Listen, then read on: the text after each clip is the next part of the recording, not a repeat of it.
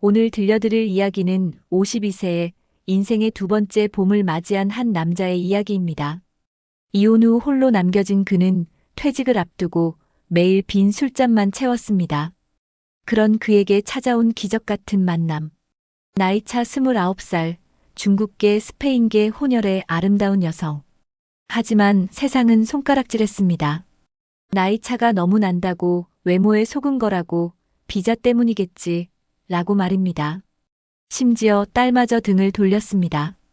과연 그의 선택은 옳았을까요? 지금부터 순수함이 가져온 기적의 이야기를 시작합니다. 1장. 회색빛 인생. 서울 초겨울의 어느 날. 회색빛 아파트 단지에 찬바람이 불어왔습니다. 52세 한상민 씨는 10평 남짓한 작은 원룸에서 홀로 살고 있었습니다. 그날도 야근을 마치고 밤 10시가 넘어 집에 도착했습니다. 텅 빈 집. 냉장고를 열었지만 딱히 먹고 싶은 것도 없었습니다.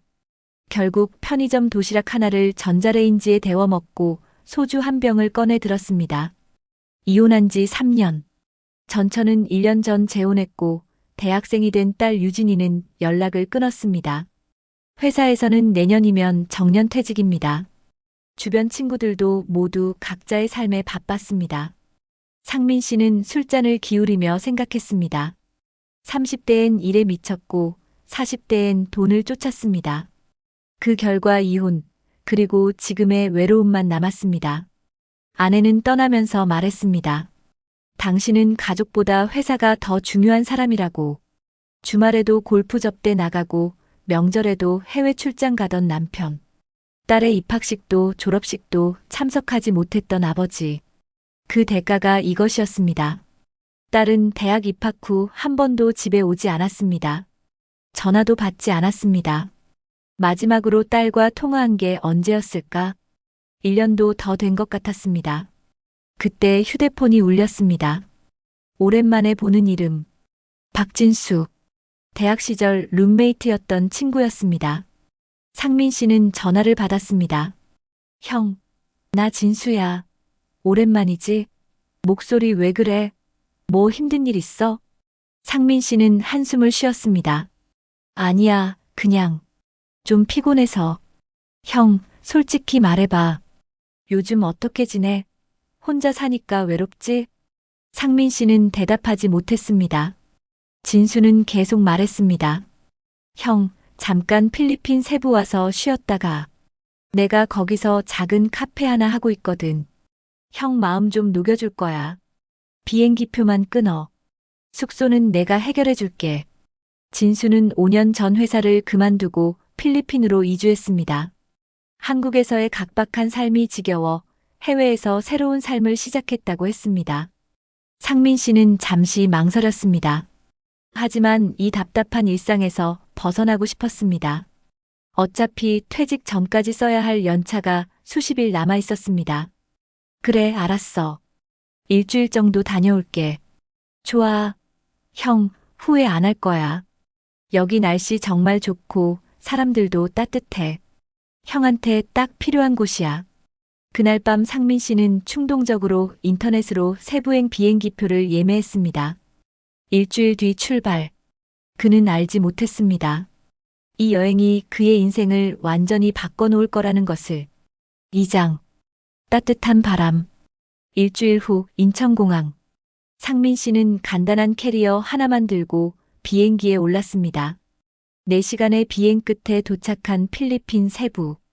공항을 나서자 후끈한 열기가 그를 반겼습니다. 진수가 공항 앞에서 기다리고 있었습니다. 5년 만에 보는 친구는 많이 변해 있었습니다. 한국에 있을 때의 지친 표정은 온데간데 없고 그을린 피부에 여유로운 미소를 짓고 있었습니다. 형, 여기. 오랜만이야. 형, 얼굴 왜 그렇게 늙었어? 걱정했잖아. 자, 일단 내 카페로 가자. 진수의 카페는 해변가 근처에 있었습니다. 작지만 아늑한 분위기의 카페였습니다. 야자수가 보이는 창가 자리에 앉자 진수가 직접 커피 2잔을 가져왔습니다. 상민 씨는 창밖의 푸른 바다를 바라보며 생각했습니다. 서울의 회색빛 하늘과는 너무나 다른 풍경이었습니다. 파도 소리가 들려왔고 따뜻한 바람이 창문으로 들어왔습니다. 형, 어때? 좋지? 나 여기 온 지 5년 됐는데 한 번도 후회한 적 없어. 한국에서는 매일 스트레스 받고 살았는데 여기선 정말 여유롭게 살 수 있어. 며칠간 상민 씨는 진수의 카페 근처 게스트하우스에서 머물렀습니다. 아침에 일어나 해변을 산책하고 카페에서 커피를 마시며 책을 읽었습니다. 한국에서는 상상도 못했던 여유로운 시간이었습니다. 그렇게 사흘째 되는 날이었습니다. 그날도 상민 씨는 진수의 카페를 찾았습니다. 평소와 다른 점이 있다면 카운터에 새로운 얼굴이 보였다는 것이었습니다.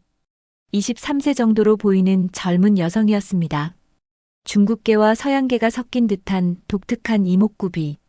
동양적인 얼굴에 서양적인 분위기까지 갖춘 그녀는 첫눈에도 인상적이었습니다. 하지만 상민 씨가 더 놀란 건 그녀가 입을 열었을 때였습니다. 안녕하세요. 저 마리아예요. 아저씨, 커피 드릴게요. 서툰 한국어였습니다. 하지만 그 발음 하나하나에 정성이 담겨 있었습니다. 진수가 그녀를 소개했습니다. 형, 소개할게. 얘는 마리아. 이번에 우리 카페에서 아르바이트 하기로 한 애야. 한국어 공부하고 있대.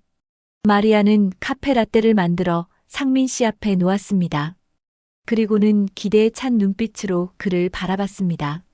아저씨, 맛있어요? 제가 만든 거예요.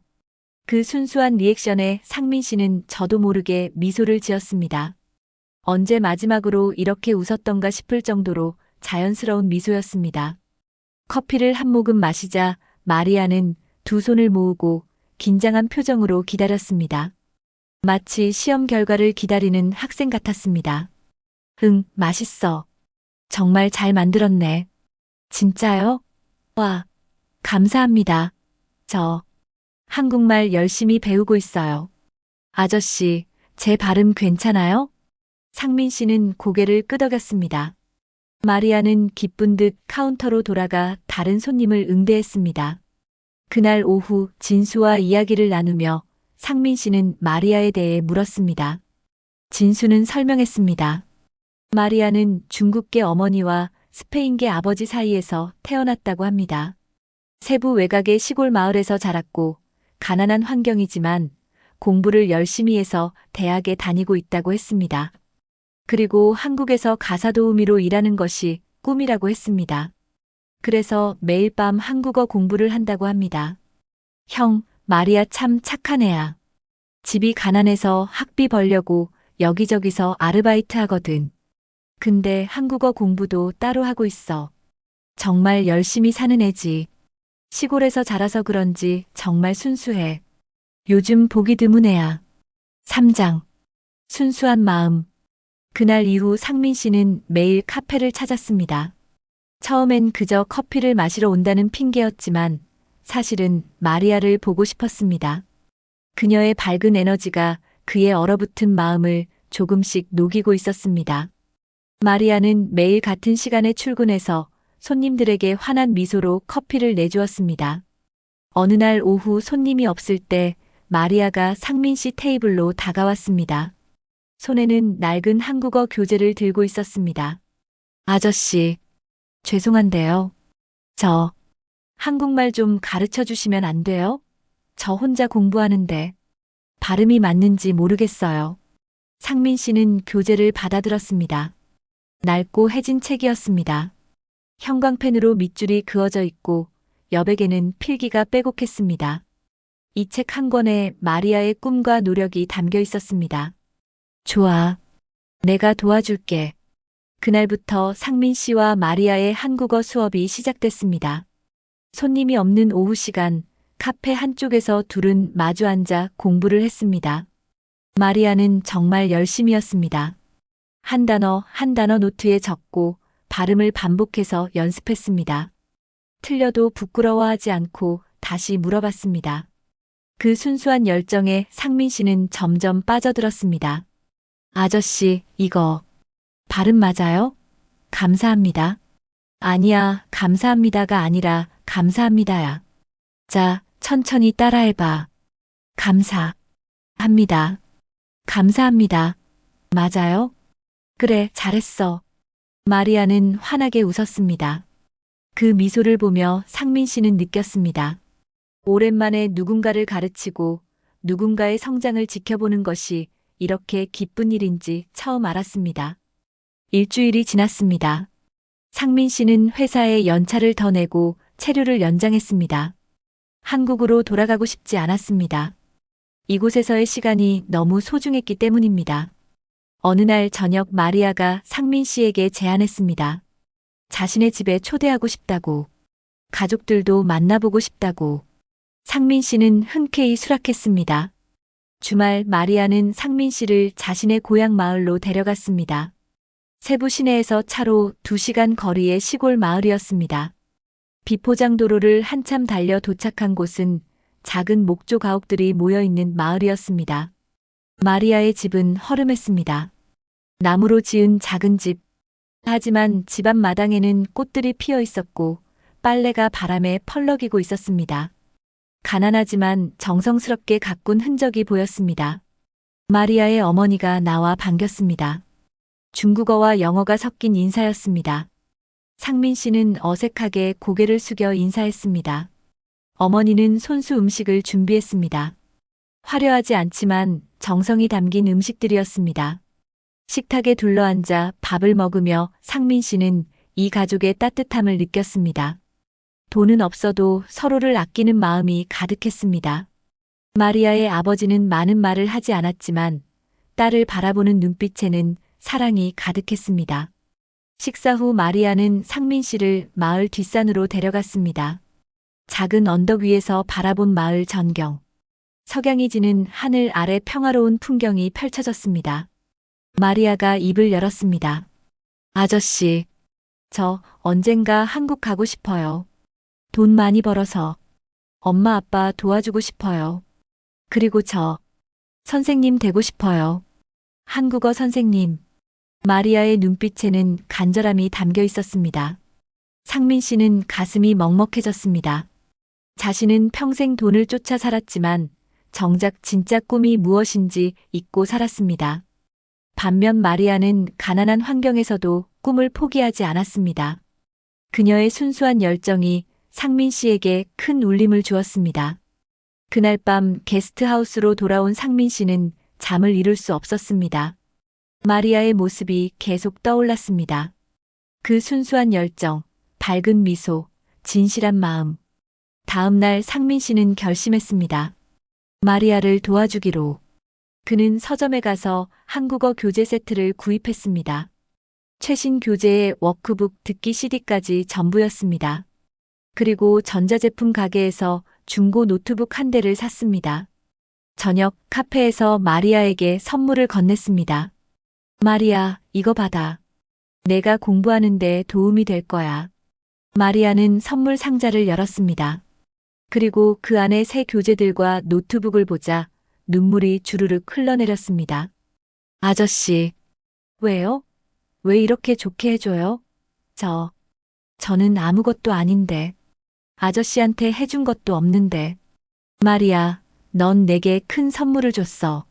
내 덕분에 나는 다시 웃을 수 있게 됐어. 오랜만에 누군가를 돕고 싶다는 마음도 생겼고. 이건 그냥 내 마음이야. 마리아는 계속 울었습니다. 태어나서 이렇게 큰 선물을 받아본 적이 없었습니다. 그날 밤 마리아는 노트북을 켜고 한국어 온라인 강의를 찾아보며 공부를 시작했습니다. 며칠 후 주말 저녁 마리아는 상민 씨를 해변으로 불렀습니다. 석양이 지는 바다, 파도 소리만 들리는 고요한 시간, 모래사장에 나란히 앉은 두 사람. 마리아가 먼저 입을 열었습니다. 아저씨, 저 고백할 거 있어요. 저 아저씨 좋아해요. 처음에는 그냥 친절한 사람이라고 생각했어요. 근데 지금은 정말 좋아요. 나이 상관없어요. 마음이 중요해요. 상민 씨는 놀랐습니다. 설마 마리아가 자신에게 이런 감정을 가지고 있을 줄은 몰랐습니다. 그는 한참을 말없이 바다를 바라봤습니다. 자신은 52세, 곧 퇴직할 중년 남성입니다. 반면 마리아는 23세, 꿈이 가득한 젊은 여성입니다. 이 감정이 사랑일까 아니면 외로움이 만든 착각일까? 상민 씨는 고민했습니다. 마리아, 나는 너보다 29살이나 많아. 나는 이혼했고 딸도 있어.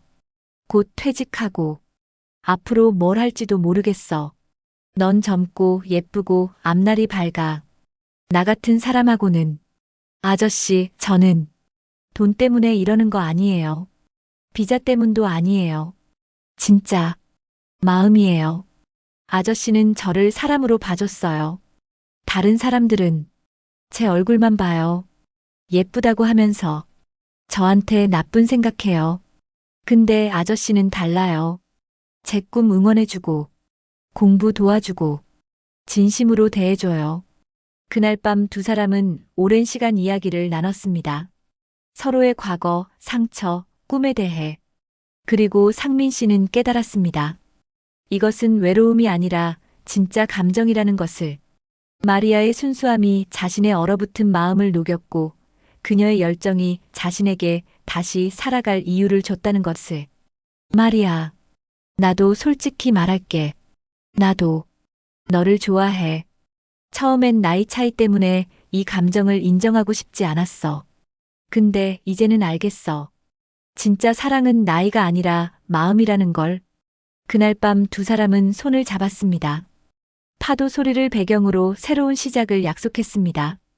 하지만 둘은 아직 몰랐습니다. 이 사랑을 지키기 위해 얼마나 큰 시련을 겪어야 할지. 사장. 차가운 현실. 한 달 후 상민 씨는 한국으로 돌아가야 했습니다. 연차를 다 써버렸고 회사 일도 처리해야 했습니다. 공항에서 마리아와 이별하는 순간 둘은 눈물을 흘렸습니다. 아저씨, 다시 올 거죠? 약속이에요. 그럼 일 정리하고 곧 돌아올게. 매일 연락할게. 비행기에 오르며 상민 씨는 생각했습니다. 다시 만날 수 있을까? 이 사랑이 진짜일까? 불안한 마음을 안고 그는 서울로 돌아왔습니다. 서울로 돌아온 상민 씨. 회색빛 도시는 여전했지만 그의 마음은 달라져 있었습니다. 매일 밤 마리아와 영상 통화를 했습니다. 마리아는 한국어 공부를 계속하고 있었고 상민 씨는 그녀의 발음을 교정해줬습니다. 아저씨, 오늘 새로운 단어 50개 외웠어요. 들어볼래요? 그래, 해봐. 감사합니다. 사랑합니다. 보고 싶어요. 행복해요. 마리아의 발음은 나날이 좋아졌습니다. 그녀의 열정을 보며 상민 씨는 힘을 얻었습니다. 하지만 문제는 주변 사람들의 반응이었습니다. 회사 동료들에게 필리핀 이야기를 하자 그들은 흥미로운 듯 물었습니다. 상민 씨, 필리핀에서 여자 만났다며? 나이가 어떻게 돼? 23이야. 뭐? 23? 상민 씨 나이가 52인데? 거의 30살 차이잖아. 딸하고 동갑 아니야? 그래. 비슷해. 상민 씨, 조심하세요. 필리핀 여자들 비자 필요해서 한국 남자들한테 잘해주는 거 모르세요? 특히 나이 많은 남자들한테. 돈 있어 보이니까. 상민 씨는 화가 났지만 참았습니다. 하지만 주변의 시선은 계속됐습니다. 진수를 제외한 다른 친구들도 비슷한 반응이었습니다. 어느 날 대학 동창 모임이 있었습니다. 상민 씨는 술자리에서 마리아 이야기를 꺼냈습니다. 나 요즘 필리핀에서 만난 친구랑 연락하고 있어. 여자야? 나이는? 23. 친구들은 웃음을 터뜨렸습니다. 형, 솔직히 말할게. 그 여자 얼굴 때문이잖아. 혼혈에 예쁘다며? 형이 외로워서 그러는 거야. 맞아. 나이 차이가 너무나. 형 딸하고 동갑 아니야? 창피하지도 않아? 상민 씨는 목소리를 높였습니다. 마리아는 그런 애가 아니야. 걔는 진짜 순수하고 열심히 살아. 형, 정신 차려. 돈 없으면 그 여자 형 안 봐. 솔직히 필리핀 가사 도우미들 한국 오려고 얼마나 애쓰는데. 형 이용하는 거라고. 상민 씨는 더 이상 참을 수 없어 자리를 박차고 나왔습니다. 집으로 돌아와 소주를 마시며 생각했습니다. 정말 내가 외모에 속은 걸까? 마리아는 나를 이용하는 걸까? 하지만 마리아와 통화할 때마다 그런 의심은 사라졌습니다. 그녀의 순수한 눈빛과 진심 어린 목소리가 모든 것을 말해줬습니다. 5장. 딸의 차가운 말. 가장 큰 충격은 딸에게서 왔습니다. 어느 날 3년 만에 딸 유진이가 연락을 해왔습니다. 오랜만에 밥이나 먹자고. 상민 씨는 기쁜 마음으로 딸을 만났습니다. 서울 시내의 한 레스토랑. 유진이는 예전보다 성숙해 보였습니다. 하지만 그녀의 얼굴은 차가웠습니다. 식사를 시작하고 얼마 지나지 않아 유진이가 입을 열었습니다. 아빠, 필리핀에서 여자 만났다며요? 엄마한테 들었어요. 상민 씨는 놀랐습니다. 전처가 어떻게 알았을까? 아마 공동 지인을 통해 소문이 퍼진 모양이었습니다. 그래. 마리아라는 친구를 만났어. 착한 애야. 나이가 어떻게 돼요? 23. 유진이는 포크를 내려놓았습니다. 그리고 목소리를 높였습니다. 나보다 1살 어리잖아요. 아빠, 정신 차려요. 그 여자 비자 필요해서 아빠한테 잘하는 거예요. 가사 도우미 간다며요? 결국 그게 목적이잖아요. 유진아, 마리아는 그런 애가 아니야. 아빠는 외로워서 그러는 거예요. 엄마랑 이혼하고 혼자 사니까. 그래서 젊고 예쁜 여자한테 속는 거예요. 아빠, 이용당하는 거라고요. 부끄럽지도 않아요? 아빠 나이에 23 여자랑 사귀면 주변에서 뭐라고 하겠어요? 상민 씨는 아무 말도 할 수 없었습니다. 딸은 계속 말했습니다. 아빠가 정신 차려야 해요. 그 여자는 아빠를 사랑하는 게 아니에요. 한국에 오고 싶어서 이용하는 거예요. 저 나이에 저렇게 예쁜 여자가 왜 아빠를 좋아해요? 말이 돼요? 유진아, 저는 인정 못해요. 절대로. 아빠가 그 여자 선택하면 저는 아빠하고 영원히 연락 안 할 거예요. 유진이는 자리에서 일어났습니다. 식사를 마치지도 않고 레스토랑을 나갔습니다. 상민 씨는 홀로 남아 빈 접시를 바라봤습니다. 그날 밤 상민 씨는 잠을 이룰 수 없었습니다. 딸의 말이 계속 머릿속을 맴돌았습니다. 정말 내가 이용당하는 걸까? 마리아는 진심이 아닐까? 하지만 동시에 마리아의 얼굴도 떠올랐습니다. 눈물을 흘리며 고백하던 그날 밤. 순수한 눈빛으로 한국어를 공부하던 모습. 그것이 모두 거짓일까? 그때 마리아에게서 문자가 왔습니다.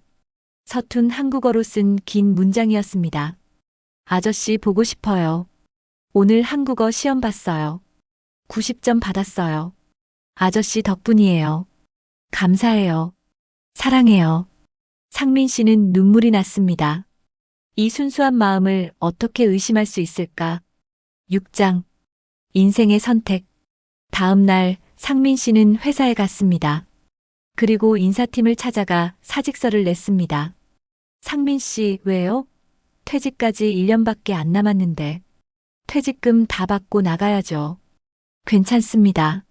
지금 나가겠습니다.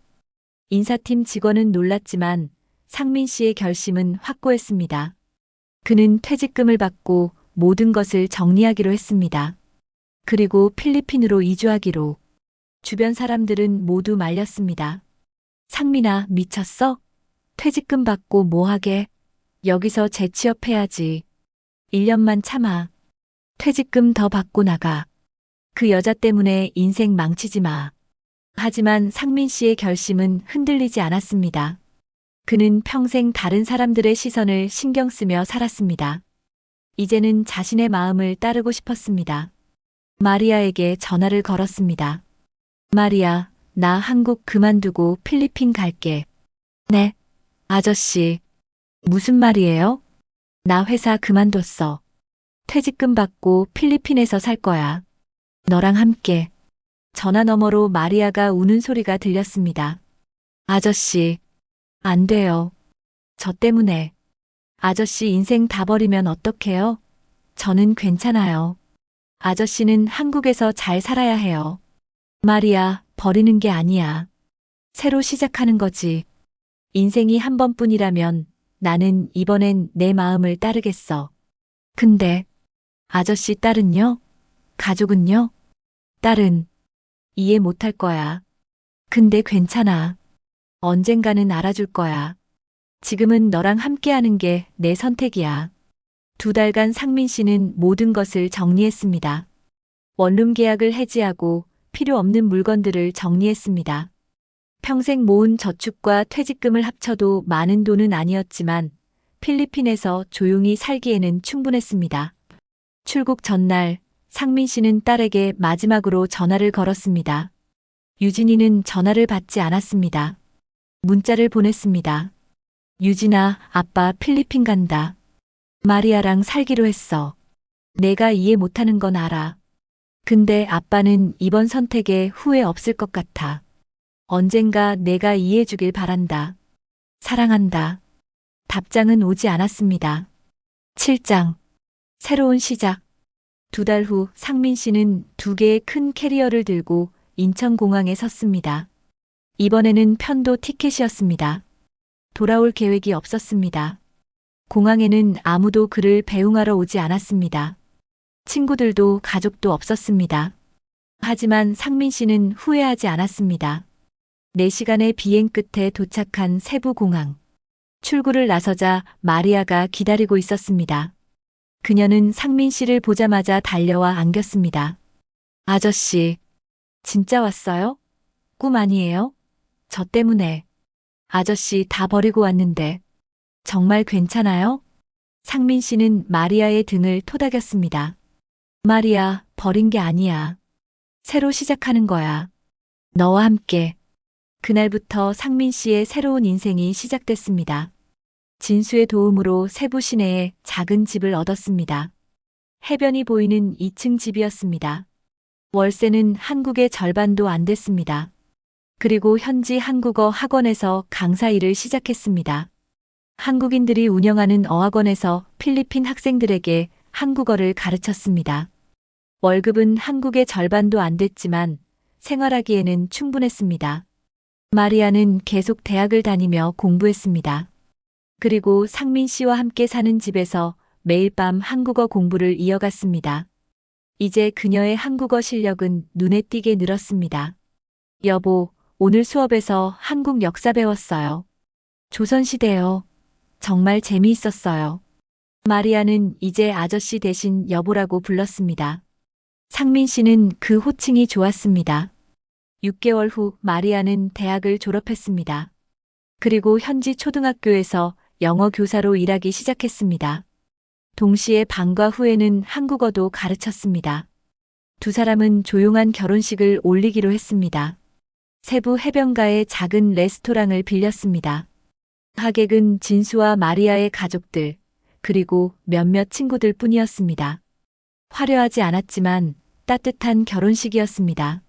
상민 씨는 하얀 셔츠 차림으로, 마리아는 소박한 하얀 드레스를 입고 섰습니다. 마리아, 내가 내 봄이야.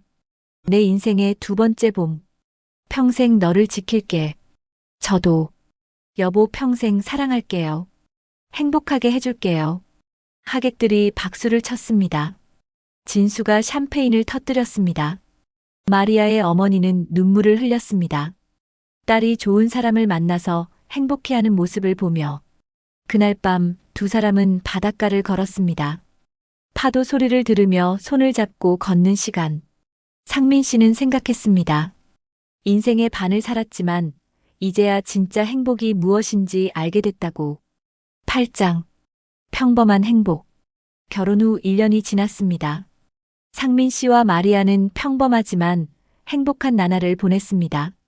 아침에 일어나면 함께 커피를 마시고 각자의 일터로 향했습니다. 상민 씨는 어학원에서 한국어를 가르쳤고 마리아는 초등학교에서 아이들을 가르쳤습니다.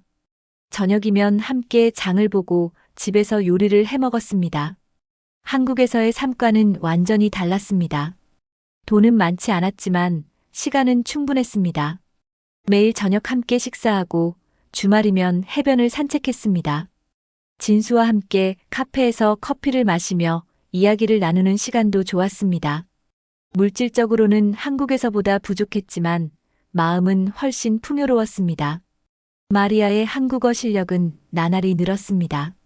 이제 상민 씨와 한국어로 일상 대화를 나누는데 전혀 문제가 없었습니다. 가끔 틀린 표현을 쓰면 상민 씨가 고쳐주곤 했습니다. 여보, 오늘 학교에서 한 학생이 나한테 감사 편지를 썼어요. 정말 감동이었어요. 그래, 우리 마리아가 좋은 선생님이니까 그렇지. 여보 덕분이에요. 여보가 한국어 가르쳐줘서 제가 지금 선생님 할 수 있는 거예요. 그러던 어느 날 마리아가 상민 씨에게 말했습니다. 여보, 저 아기 생긴 것 같아요. 상민 씨는 깜짝 놀랐습니다. 55세의 나이에 다시 아버지가 된다는 것. 처음에는 걱정이 됐습니다. 이 나이에 아이를 키울 수 있을까? 하지만 마리아의 환한 미소를 보자 그런 걱정은 사라졌습니다. 정말 우리 부모가 되는 거야? 네. 병원에서 확인했어요. 8주 됐대요. 두 사람은 끌어안았습니다. 새로운 생명이 찾아온다는 것. 그것은 두 사람의 사랑이 결실을 맺는 것이었습니다. 9장. 새 생명의 탄생. 임신 기간 동안 상민 씨는 마리아를 극진히 돌봤습니다. 아침마다 영양가 있는 음식을 준비하고 저녁에는 산책을 함께 했습니다. 마리아의 배가 점점 불러오는 것을 보며 상민 씨는 신기했습니다. 55세에 다시 아버지가 된다는 것. 젊었을 때는 아이와 제대로 시간을 보내지 못했는데 이번에는 제대로 해보고 싶었습니다. 여보, 아기 이름 뭐로 지을까요? 희망이 다시 온다는 뜻으로 희원이는 어때? 희원이. 좋아요. 우리 아기 이름 희원이. 10개월 후 마리아는 건강한 여자아이를 낳았습니다. 작고 예쁜 아기. 마리아를 닮아 동양적인 이목구비에 큰 눈을 가진 아기였습니다. 여보, 우리 딸이에요. 희원이에요. 상민 씨는 아기를 안았습니다. 작고 따뜻한 생명. 심장이 뛰는 것이 느껴졌습니다. 눈물이 났습니다.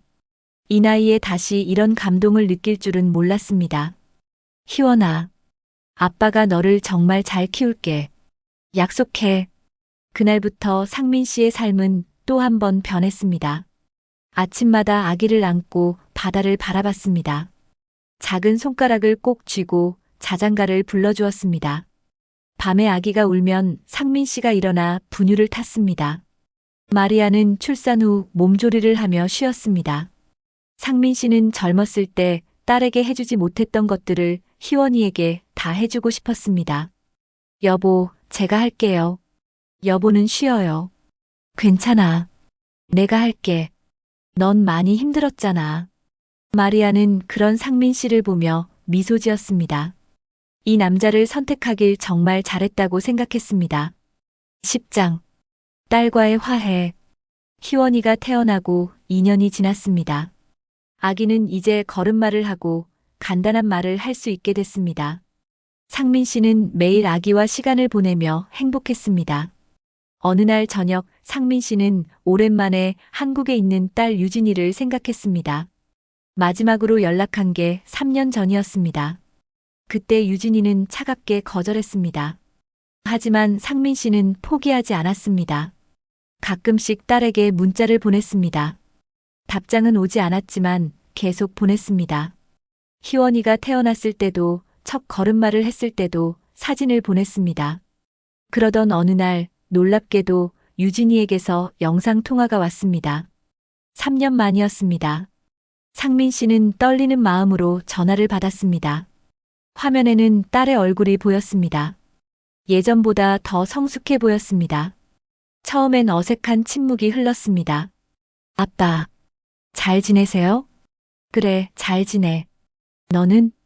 저도 잘 지내요. 그때 마리아가 희원이를 안고 화면에 들어왔습니다. 유진이는 아기를 보고 표정이 부드러워졌습니다. 아기, 정말 귀엽네요.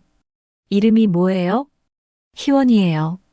만나서 반가워요, 유진 씨. 저 마리아예요. 한국말 많이 늘었죠? 유진이는 미소를 지었습니다. 처음 보는 자연스러운 미소였습니다. 네, 정말 많이 늘으셨네요. 마리아 씨. 아니, 언니라고 불러도 돼요? 물론이죠. 저 정말 기뻐요. 유진이는 잠시 말을 멈췄다가 아버지를 바라봤습니다. 그리고 목소리가 떨렸습니다. 아빠, 행복해 보여요. 3년 전에는 제가 많이 심하게 말했죠. 미안해요. 상민 씨는 눈물이 글썽였습니다. 유진아, 저도 이제 알았어요. 마리아 언니가 정말 아빠를 사랑한다는 거. 그리고 언니의 진짜 아름다움이 뭔지 순수함이었어요. 그 마음이었어요. 3년 전 제가 했던 말 다 틀렸어요. 언니는 아빠를 이용하는 게 아니었어요. 진심이었어요. 상민 씨는 눈물을 흘렸습니다. 유진아, 고마워. 내가 이해해줘서 정말 고마워. 아빠, 다음 휴가 때 세부 가도 돼요? 희원이 보고 싶고, 마리아 언니도 직접 만나고 싶어요. 마리아가 환하게 웃었습니다. 진짜요? 정말 기다릴게요. 제가 맛있는 거 많이 해줄게요. 필리핀 음식도 가르쳐 줄게요. 그럼, 다음 달에 갈게요. 일주일 정도 휴가 낼 수 있어요. 영상통화를 끊은 후 상민 씨는 한참을 울었습니다. 기쁨의 눈물이었습니다. 딸이 마침내 이해해줬다는 것이, 그리고 가족이 다시 하나가 될 수 있다는 것이, 마리아가 그의 어깨를 안아주었습니다. 여보, 다 잘 될 거예요. 우리 행복하잖아요. 이제 유진 씨도 우리 가족이에요. 그래. 정말 고마워, 마리아. 너를 만난 건 내 인생 최고의 선택이었어. 11장. 가족의 재회. 한 달 후 유진이가 세부에 왔습니다. 공항에서 그녀를 만난 순간 상민 씨는 울음을 터뜨렸습니다. 3년 만에 보는 딸이었습니다. 아빠, 보고 싶었어요. 나도. 정말 보고 싶었어. 부녀는 한참을 껴안고 울었습니다. 마리아도 옆에서 함께 눈물을 흘렸습니다. 일주일간 유진이는 상민 씨의 집에서 머물렀습니다. 마리아는 유진이를 친동생처럼 대했습니다. 함께 장을 보고 요리를 하고 이야기를 나눴습니다. 언니, 아빠가 정말 행복해 보여요. 3년 전에는 제가 몰랐어요. 나이가 중요한 게 아니라는 걸. 진심이 중요한 거였어요. 유진 씨, 저도 처음에는 무서웠어요. 나이 차이 때문에. 근데 여보는 저를 진심으로 대해줬어요. 제 꿈을 응원해주고 저를 사람으로 봐줬어요. 언니, 한국어 정말 많이 늘었어요. 이제 완전히 한국 사람 같아요. 감사해요. 매일 연습했어요. 여보가 가르쳐줬어요. 유진이는 희원이와도 많은 시간을 보냈습니다. 아기를 안고 놀아주고 책을 읽어주었습니다. 희원이는 유진이를 금방 좋아하게 됐습니다. 언니, 언니, 어머, 희원아, 언니라고 했어. 똑똑해라. 일주일의 시간이 금방 지나갔습니다. 유진이가 한국으로 돌아가는 날, 공항에서 다시 한번 모두 눈물을 흘렸습니다. 아빠, 자주 연락할게요. 그리고 내년에 또 올게요. 이제 우리 가족이잖아요. 그래. 고마워, 유진아. 정말 고마워. 유진이는 마리아를 껴안았습니다. 언니, 아빠 잘 부탁해요. 그리고 정말 고마워요. 아빠를 다시 웃게 해줘서. 유진 씨도 행복하세요. 자주 연락해요. 12장. 두 번째 봄. 유진이가 떠나고 며칠 후 상민 씨는 베란다에서 석양을 바라봤습니다. 아기 희원이를 안고 마리아와 함께 파도 소리가 들려왔습니다. 따뜻한 바람이 불었습니다. 여보, 뭐 생각해요? 그냥 행복하다는 생각. 저도요. 정말 행복해요. 상민 씨는 생각했습니다. 52세에 필리핀에 왔을 때 그는 인생의 끝이라고 생각했습니다. 하지만 그것은 끝이 아니라 시작이었습니다. 마리아를 만나고 사랑에 빠지고 결혼하고 아이를 낳고 그리고 이렇게 평화로운 삶을 살고 있습니다. 이것이 진짜 행복이었습니다. 물질적으로는 한국에서보다 부족했습니다. 큰 집도 없고 비싼 차도 없었습니다. 하지만 매일 아침 사랑하는 사람과 함께 커피를 마시고 저녁에는 함께 식사를 하고 주말에는 해변을 산책했습니다. 그리고 무엇보다 딸과의 관계도 회복됐습니다. 유진이는 이제 자주 연락을 했고 1년에 한 번씩은 세부를 방문하겠다고 약속했습니다. 여보, 저 가끔 생각해요. 만약 여보가 세부에 안 왔으면 어땠을까? 우리 못 만났을 텐데. 그랬겠지. 나는 아마 한국에서 외롭게 살다가 퇴직했을 거야. 그리고 평생 후회하며 살았을 거고. 저도요. 저는 아마 한국에 못 갔을 거예요. 꿈도 못 이뤘을 거고. 근데 우리 만났잖아. 그게 기적이야. 희원이가 작은 손으로 상민 씨의 얼굴을 만졌습니다. 아빠, 아빠. 그래, 희원아. 아빠 여기 있어. 상민 씨는 아기를 꼭 안았습니다. 그리고 마리아의 손을 잡았습니다. 이것이 행복이었습니다. 크지 않지만 따뜻한 행복. 나는 52세의 인생의 봄을 다시 맞이했어. 나이는 숫자일 뿐이야. 진짜 봄은 나이가 아니라 마음이 피어날 때 오는 거지. 마리아, 너는 내 봄이야. 내 인생의 두 번째 봄. 저도요, 여보. 여보는 저에게 희망이에요. 꿈이에요. 그리고 사랑이에요. 두 사람은 석양을 바라보며 서로를 꼭 안았습니다. 아기 희원이는 그 사이에서 행복하게 웃었습니다. 파도 소리, 따뜻한 바람, 그리고 사랑하는 사람들. 상민 씨는 깨달았습니다. 인생은 한 번뿐이 아니라는 것을. 새로운 시작은 언제든 가능하다는 것을. 그리고 진짜 사랑은 나이를 뛰어넘는다는 것을. 에필로그. 여러분, 오늘 이야기는 여기서 마칩니다. 52세 한상민 씨와 23세 마리아의 이야기. 나이차 29살, 그들의 사랑은 세상의 편견을 이겨냈습니다. 외모가 아닌 순수함으로 시작된 사랑. 돈이나 비자가 아닌 진심으로 이어진 인연. 그들은 증명했습니다. 진짜 사랑은 나이를 뛰어넘는다는 것을.